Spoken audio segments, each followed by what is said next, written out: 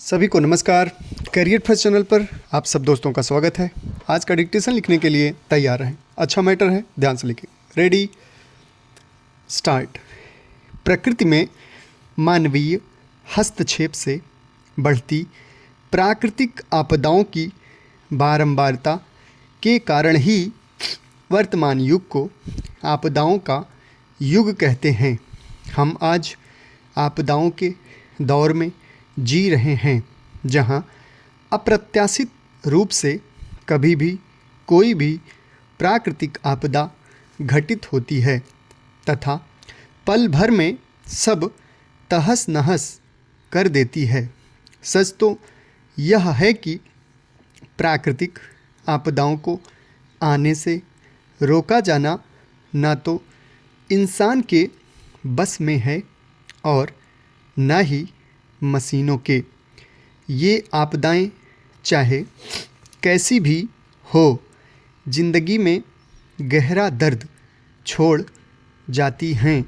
ज़्यादातर आपदाएं भौतिक नुकसान, बुनियादी अवसंरचना, संपत्ति आदि पहुंचाती हैं, लाखों जानें ले जाती हैं, परंतु घटित होने से लेकर बाद तक वह व्यक्ति के जीवन पर गहरा मनोवैज्ञानिक प्रभाव भी छोड़ जाती हैं।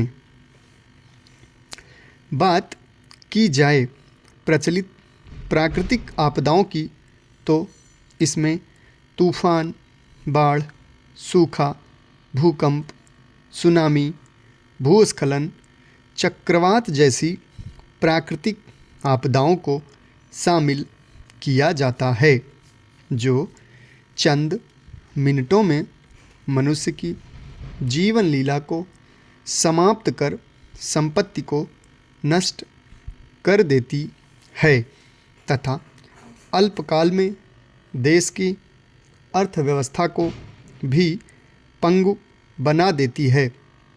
जाहिर सी बात है, प्राकृतिक आपदाओं के घटित होने के कारण भी अधिकांशतः प्राकृतिक ही हैं, परंतु वर्तमान युग में बढ़ती जनसंख्या, मानवीय आकांक्षाओं एवं उपभोक्तावादी प्रवृत्ति ने इनकी आवृत्ति एवं प्रभाव को व्यापक रूप प्रदान किया है।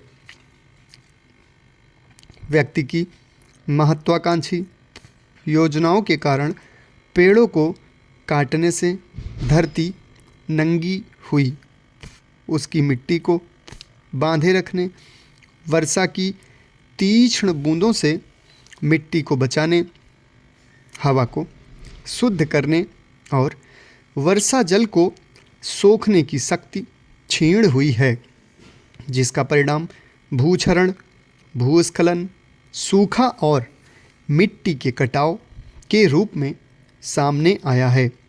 मिट्टी के अनियंत्रित कटाव से नदियों में गाद में वृद्धि हुई है और उनका तल उथला हुआ है।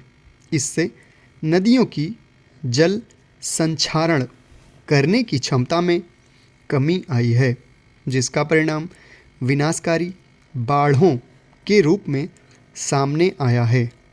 पहाड़ी विस्फोट, खनन उत्खनन ने जहां एक ओर धरती को खोखला कर भूकंप की आवृत्ति बढ़ाई है, वहीं उद्योगों और उन्नत कृषि ने पानी की खपत को बेतहाशा बढ़ाकर भूजल स्तर को भी कम किया है।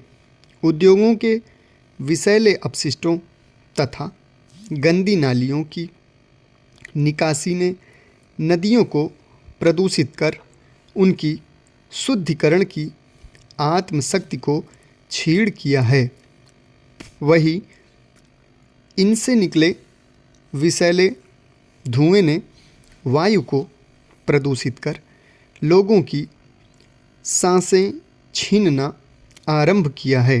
वर्तमान समय में यदि मानव सभ्यता पर प्रश्न चिन्ह उठ खड़े हुए हैं, तो इसका एक कारण स्वयं मानव खुद भी है। समाप्त। धन्यवाद।